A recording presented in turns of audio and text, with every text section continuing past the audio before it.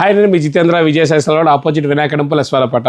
ఈరోజు మీ ముందుకి మంచి సెకండ్ హ్యాండ్ మొబైల్స్ అయితే వచ్చినాయి సామ్సంగ్ నుంచి అనమాట. ఇది వచ్చేసి S24 అల్ట్రా బెస్ట్ కండిషన్లో ఫుల్ కిట్తో అవైలబుల్ ఉంది.